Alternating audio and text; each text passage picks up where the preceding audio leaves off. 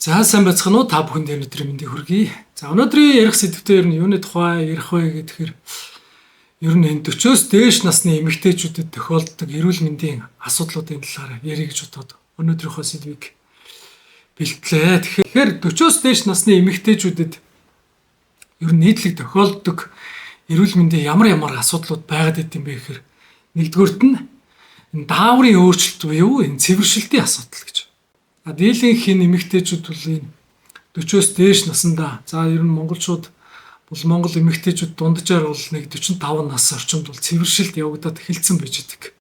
Сарын тэмдэг нь бага хэмжээтэй ирдэг. Зарим үед бол сарын тэмдэг ирэх үеэр зөөрөлдөг. Зарим саруудад одоо сарын тэмдэг ирэхгүй, тогтмол ирэхгүй байх, доктортой биш байх иймэрхүү шинж тэмдгээр илэрч эхэлж идэг. Тэгэхээр энэ нь бол цаана юу болж идэг вэ гэхээр энэ дааврын өөрчлөлт энэ цэвэршилтийн их үеийн шинж тэмдгүүд бол энэ насанд явагдаад эхэлсэн байдаг. Тэгэхээр хүмүүс бас энийг мэддэггүй. Энэ эмэгтэйчүүдийн ямар нэг асуудал байна гэж явж идэг. Тэгтэл цаадалт нь бас энэ цэвэршилтийн асуудлууд бол бас энэ насанд эхлээд эхэлсэн байж идэг шүү. Энийг бас анхаарах хэрэгтэй. Ер нь манай монголчуудын хувьд бол дундаж наслалт энэ 70 орчим бол байгаад байгаа шүү дээ. Тэгэхээр 70 орчим насалтай гэдэг аваад үзэхэд бол энэ 40-оос дээш наснд бол ерөөсөө энэ цэвэршилтийн их үеийн шинж тэмдгүүд бол явагдаад эхэлсэн байдаг шүү. Тэрнийг бас анхаараарай. Эннээсээ болоод энэ даралт ихсэх, зүрх судасны өвчлөл үүсэх, зүргээр нь дэлсэх, нойргуудах, сэтгэл санаа тавгүй болох, өтгөн хатах, хэвлий хий дүүрэх гэд янз янзын шинж тэмдгүүд илэрч эхэлж идэг. Толгоогоор өвдөх гэл. Цаад асуудал нь энэ дааврын өөрчлөлт, цэвэршилтийн асуудлууд бол энэ наснаас эхлээд эхэлсэн байж байгаа шүү. Тэрнийг бас анхаараарай. За хоёрт нь гэхээр энэ 40-оос дээш насны эмэгтэйчүүдэд ер нь бол энэ жингийн илүүдэл болоод эхэлж идэг. Яагаад тэгэхээр энэ за нэг 20-30 настай эмэгтэйчүүд гэхээсээ илүү 20-30 наснд бол энэ бодисын солилцоо бол маш өндөртэй эрчимтэй үе байдаг л та. Тэгтэл энэ 40-оос дээш наснд бол энэ бодисын солилцоо удаашраад бид илүүдэл өөх хөрөмтлөгдөх, хоол шимт хичээлээс авж байгаа хоол боловсруулалтын үйл ажиллагаа доройтох, энэс үүдэлтэй илүүдэл өөх хөрөмтлөгдөх, таргалах, жин нэмэгдэх иймэрхүү зовирууд бол илэрж идэг. Энээсээ болоод бодисын солилцооны алдагдлалд орох, зүрх судасны үйл ажиллагааны хямралд өртөх, хоол боловсруулах эрхтний үйл ажиллагааны хямралд өртөх гээд олон дагсан хавсарсан зовир шинж тэмдэг илэрж идэг. Тийм учраас аль болохоор өөртөө тохирсон хоол унд идэж ууж ах хэрэгтэй. Өөртөө тохирсон дасгал хөдөлгөөнийг тогтмол хийж байх хэрэгтэй. Өдөртөө тогтмол одоо 20-30 минут алхдаг байх хэрэгтэй, гүйдэг байх хэрэгтэй. Иймэрхүү бодисын солилцоо удаашрсны эсрэг эрчимтэй дасгал хөдөлгөөнийг амьдралын хэм маяг болгох хэрэгтэй гэдгийг анхаараарай. За гуравт нь гэхээр энэ ясны сэрэгжилтэнд өртөд эхэлсэн байждаг. За нөгөө бодисын солилцооны алдагдлалд орцсон, бодисын солилцоо удаашрсан, дээрээс нь дасгал хөдөлгөөн муутай болцсон, шимт хичээлийн дутагдлалд орцсон. Иймэрхүү байгаа энэ үед бол ясны сэрэгжилт гэдэг юмд өртөждөг. Тэгэд энийг мэдэхгүй, ясны сэрэгжилтэнд өртсөн байгаагаа мэдэхгүй, өвөл болохоор энэ ууланд гулгадаг ч гэдэг юм уу.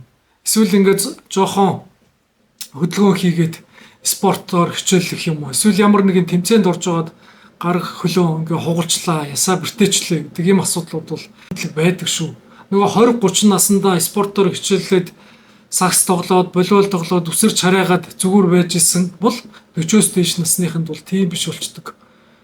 Тийм учраас энэ ясны сэрэгжилтэнд өртөж байж магадгүй. Тийм учраас энэ кальц уудаг, шимт хичээлдээ хоол унд идэж уудаг, тогтмол дасгал хөдөлгөөний хичээлдэг ийм байх хэрэгтэй. Тэгэх юм бол энэ ясны сэрэгжилтээс бас ангижирч чаддаг.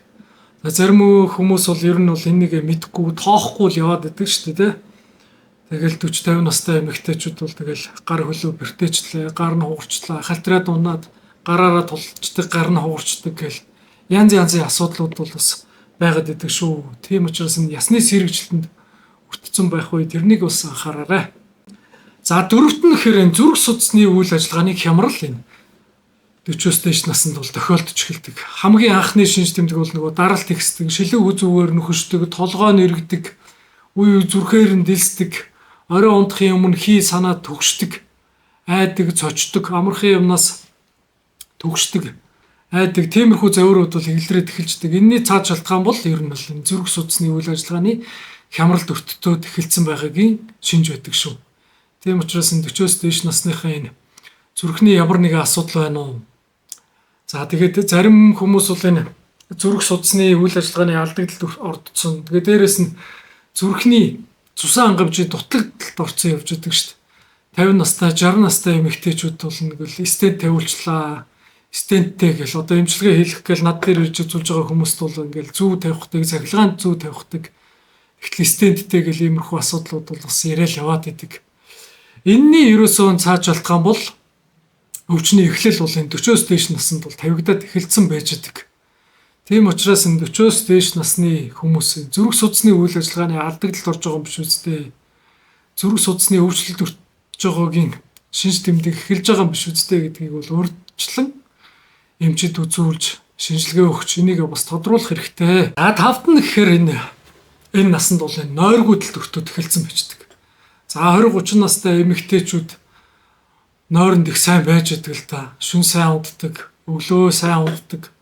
Нойронд ингээл сайн тэгээд өглөө ажилласаа гоцрох гол ингээл сайн унтаад яваад идэг. Сэрүүлгэндээ сэрж чадахгүй, нойроо дийлэхгүй унтаад байдаг байсан бол 40-оос дээш наснд болоод ирэхээр эсрэгээр нойрон сэрүүлзээд нойрны хямралд өртөд эхэлждэг.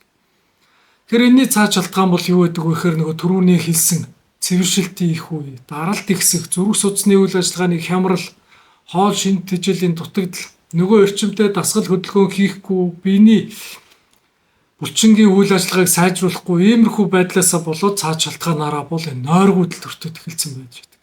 За тэгээд нөгөө ажлын ачаал юм уу, сэтгэл санааны тавгүй байдал, энэ байдал чинь нөгөө олон жил хуримтлагдаж явсаар байгаад 30 настай, 35 настай ингээд 5-10 жилээр ингээд энэ сэтгэл санааны тавгүй байдал хоримтлагдаж явсаар байгаад энэ 40-оос дээш наснд бол нойргүйдэл, нойр сэрүүлзэх, нойрны хямралын их үе энэ наснаас эхлээд тавигдаад эхэлсэн байж байгаа шүү.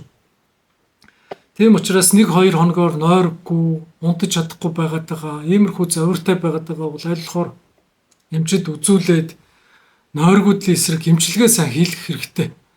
Уламжлалтад бол энэ нойр хямрах, нойр сэрүүлзэх гэдэг энэ завирт бол хийдэг зөндөө сайн эмчилгээнүүд бол байж байгаа. Тэр болгоныг үзүүлээд уламжлалтын эмчилгээ бол хийлгээд байх юм бол их сайхан болчдөг шүү. Тэрнийг бас бодолцож үзээрэй. Тэгэхээр 40-оос дээш насныханд бол энэ нойргүйдэл, стресс гэдэг юм бас тохиолдож эхэлж идэг.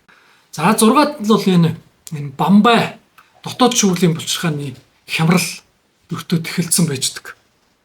За тэгээд энээсээ болоод ажлын ачаал одоо багтай байсан ч гэсэн төв мэдрэлийн системийн хэд ядаргаанд ордог. Нөгөө дотоод шүүрлийн булчирхааны үйл ажиллагаа нэг хямралтай өртөд ирсэн нэсээ уялдаад амархан ядрах, жин нэмэх, ус унах, дархлаа сулрах гэдэг олон давгар завирууд бол эхэлж идэг шүү. Тийм учраас энэ бамбай булчирхай, дотоод шүүрлийн булчирхайнуудаа бас эмчд үзүүлж бас хянуулж явах хэрэгтэй. Би юунаас болоод одоо ядраад байна. Амархан ингээл сайхан гүн унтсан ч гэсэн өглөө нь усаад ядарсан л сэрж идэг. Гүйц унтаагүй ядарсан сэрж идэг. Энэний чинь цаад асуудал бол ажлын ачаалал, стресс, бухимдлахээс илүү бас энэ дотоод шүүрлийн булчирхайнуудын бол үйл ажиллагааны алдагдлалд орж байгаагийн бас нэг шинж байж идэг. Тийм учраас бас тэрнийг үзүүлж явах хэрэгтэй. Тэгэхээр энэ 40-оос дээш насны эмэгтэйчүүд бол нэг 20-30 насны эмэгтэйчүүд охид бүсгүйчүүдтэй харьцуулахад бол бас ужиг өвчний, архаг өвчний бас эхлэл тавигдаад эхэлсэн байж байгаа нас шүү. Тийм учраас алхаар ойрхон жилдээ 1 юм уу 2 удаа өрчлөлөн сэргийлэх юм үзлэг онцлогоонд бас хамрагдж явах хэрэгтэй, үзүүлж явах хэрэгтэй. За тэгэхээр иймэрхүү юмнууд бас байж байгаа. За 7-д нь гэхээр энэ жихрийн шижин, сахарын асуудал 40-оос дээш насны эмэгтэйчүүд бас тохиолдод эхэлсэн байж байгаа. Тэгэхээр энэний цаад шалтгаан юу байна вэ гэхээр нэг энэ бодисын солилцооны удаашрал. Нөгөө дасгал хөдөлгөөн хийдгүү, эрчимтэй дасгал хөдөлгөөн хийдгүү, биеийн ачаал хийдгүү, нөгөө байнгын суугаа ачаалтай. Тэгээд дээрэс нь хоолны зөв зохистой хоолт байхгүй. Энтэй уялдаад бид илүүд л өөхтө сурагдлагдах, бодисын солилцоо удаашрах, хоол уусруулах хэрэгтний үйл ажиллагаа алдагдах. Энтэйгээ уялдаад аргаг нөгөө жихрийн шижний өвчлөл юм уу, жихрийн шижин өвчний ихэнх үеийн наснаас эхлээд тавигдаад эхэлсэн байж байгаа. Энэний бас нэг шинж тэмдэг нь бол ам цангах, ядрах, бие сулдах, тэгээ биеэр нь одоо яар шорхох гарах, тэгээ тэр нь одоо идэхгүй байх, батг гарах гэдэг юм уу. Иймэрхүү шинж тэмдгүүд илрээд эхэлждэг. Тэгэхээр энийг бас үзүүлж явах хэрэгтэй. Чихрийн шижээ энэ сахарын өвчлөл бас надад шинж тэмдэг бас илрээд эхэлж байна уу, яаж вэ гэдгийг бас үзүүлж явах хэрэгтэй. За 8-т нь гэхээр энэ илэгний өөхлөл, энэ дотор эрхтний өөхлөлт гэж. За 20-30 настай эмэгтэйчүүдтэй харьцуулахад бол 40-с дээш насныхан бол энэ бодисын солилцооны удаашралд орцсон байж идэг. Бодисын солилцоо бас тийм эрчимтэй сайн явагддаггүй ийм бас байж идэг. Тэгээ энэтэйгээ уялдаад энэ дотор эрхтний өөхлөлт түүд айгүйх явждаг. 40-с дээш насныхан гэлтгүүл ер нь тэгэл нэг энэ хариунтай эмэгтэйчүүд бол нийтлэг их болчиход байна шүү дээ. Тэгэхээр тэрний цаад асуудал бол ерөөсөө энэ дотор эрхтний өөхлөлт маш их болчихдог. Энээсээ болоод амархан ядардаг, сулддаг, зүрх судасны үйл ажиллагааны алдагдлалд ордог, зүрхний усан хангамжийн дутагдлалд ордог, цусны эргэлт удаашрдаг гэл иймэрхүү дагвар өвчин зовируудыг бас үзүүлж яадаг шүү. Тэгэхээр аль болохоор ийм насны эмэгтэйчүүд бол дасгал хөдөлгөөн сайн хийж явах хэрэгтэй. Даалангуяа цагаан гурлан бүтээгдэхүүнүүдийг аль болохоор бага идэж явах хэрэгтэй. Чихэрлэг хүнсний бүтээгдэхүүнүүдээс бол татгалзах хэрэгтэй. Иймэрхүү юмнуудыг бас анхааруулж хэлмээр байгаа. Тэгээд аль болохоор 40-с дээш насны энэ хэвлийн хөөхлөлттэй хүмүүс бол энэ уламжлалтын туулга эмчилгээнүүдийг бас сайн хийлгэж явах хэрэгтэй.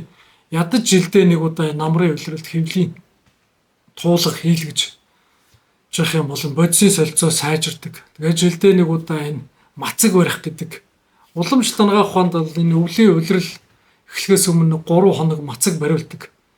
Тэр тодорхой хэмжээнд эхний хоног одоо зажлах хоолунд идэвхлэхгүй шүл уулгадаг. Тэгээ хоёр дахь өдөр нь бас тодорхой хэмжээний эмчилгээ хийлгээд тэгээ нэг 3 хоног ингээд хоолунд идэвхлэхгүйгээр ингээд мацаг барьдаг тийм бас эмчилгээ байдаг бас.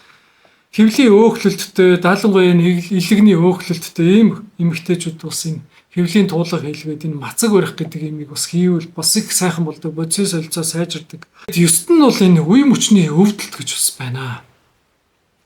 20-30 настай эмэгтэйчүүдтэй харьцуулдаггүйгээр 40 насны эмэгтэйчүүд 40-с дээш насны эмэгтэйчүүд нь үе мөчний өвчлөл бол маш их болсон байж байгаа. Нурууны өвдөлт, өвдөгний өвдөлт, мөрний өвдөлт. Тэгэл энэ хүзүү нуруугаар нь чилж хөшдөг ингээд зовирууд бол одоо дийлэх ингээд илрээд эхэлсэн байж байгаа.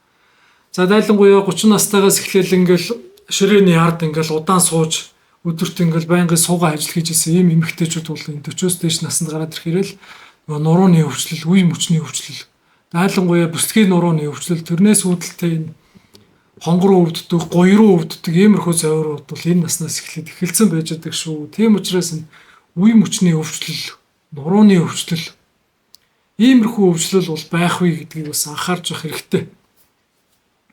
За нэг ийм юмнууд байна. За тэгээд энэ үе мөчний холбогдлолтой, өвдөлттэй холбоотой энэ булчингийн бас хатан гэршил булчингийн алдагдал гэдэг юм бас орцсон байждаг. Дайлангуяа энэ 20-30 настай хүмүүстэй харьцуулдаггүйгээр энэ 40 насныхан бол булчингийн сулралд ороод эхэлсэн байж байгаа нас. За тэгээд энэ насанд ингээд булчин хөгжүүлэх дасгал хөдөлгөөн, хүчний дасгал хөдөлгөөн хийхгүй бол ингээл 50-60 наснд бол ингээл бүр булчингийн алдагдалтанд орчдөг. Тэгэл жоохон хөдөлж явах гэхээр л одоо үе мөчнөөс нь дуу гараад үе мөчөөр нь хадгуулж өвддөг. Тэгээд тэнцвэр алдагдал юм уу ингээл гуйвч дайвсан хүмүүс маш их болчдөг. Дайлангуяа энэ хөдөөний ингээл хөгжчүүл харахад энэ 50-60 настай хөгжчүүл харахад л дугуй хөлтэй. Ингээл нэг пингвин шиг алхаатай нэг хоёр тийш ганхсан өвдгөөр нь нугардгүй үе мөч нь одоо ингээл дохойн эннээсээ цааш одоо тэнийдгүй иймэрхүү хүмүүс бол болоод эхэлсэн байж идэг штеп. Энийний урдл үе бол ерөөсөө л энэ 40-с дээш наснд 40 наснаас эхлээл тавигдаад эхэлсэн байж идэг. Тийм учраас аль болохоор энэ дасгал хөдөлгөөн, нөгөө йогийн дасгал хөдөлгөөн, усан бассейнд явдаг ч юм уу, фитнест явдаг юм уу, эрчимтэй дасгал хөдөлгөөн алхадаг ч юм уу, иймэрхүү дасгал хөдөлгөөнийг энэ наснаас эхлээд бол заавал хийж явах хэрэгтэй. Тэгжээж үе мөчний өвдөлт байхгүй, булчингийн алдагдалтанд орохгүй, булчин чангатай, тэгээд 50-60 наснда эрүүл байх, өдөл наснда эрүүл байхын эхлэл үе бол энэ наснаас эхлээд эхэлдэг шүү.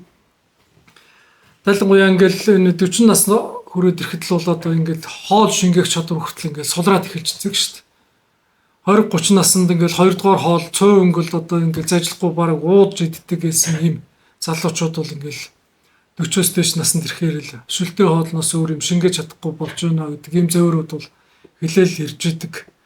Тийм учраас аль бол хоол ундандаа ч гэсэн анхаарад иймэрхүү байх хэрэгтэй. За тэгээд хамгийн сүүлд нь бол энэ 10-т нь бол 40-оос дээш насны эмэгтэйчүүд тохиолдож байгаа нь умайн хүзүүний хор тавдар, хөхний хор тавдар гэдэг иймэрхүү өвчлөл бол энэ дийлэх бас тохиолдолд эхэлсэн байж байгаа.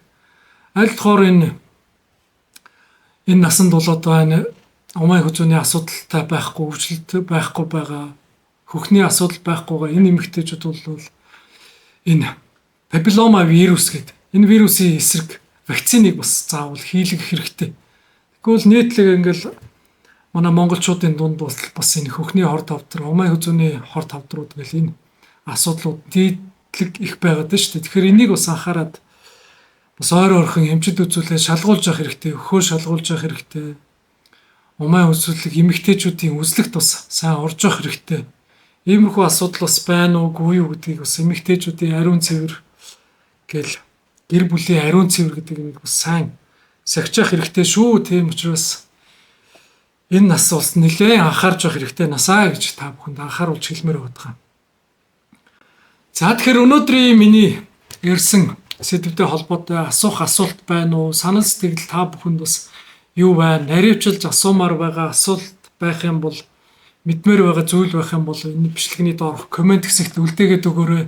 Аль хоор би чадах чинээгээр асуултанд бас хариулахыг хичээнэ. Тэгэхээр миний ингээд та бүхэнд бас хэлж ярьж байдаг хүргэж байдаг сэдв зөвлөгөөнүүд мань аль болохоор л нэг л монголчуудынхаа эрүүл мэндийг бас тодорхой хэмжээнд сайн байлгах хийсэн, харьцангуй эрүүл сайхан байлгах хийсэн гэдэг үүднээс л хүргэж байгаа ийм зөвлөгөө мэдээл байдаг шүү. Тийм учраас та бүхэн аль болохоор ингээд амьдралдаа хэрэгжүүлээд зөвлөгөө мэдээллүүдийг маань гүйцэд сонсоод дараагийн дугаартай маань бас аль болохоор хамт байгаарай гэж хүсэж байна. Тэгэхээр зөвлөгөө мэдээлэл маань таалагдчихвал суугт маань бас subscribe дарж намайг бас дэмжээрэй.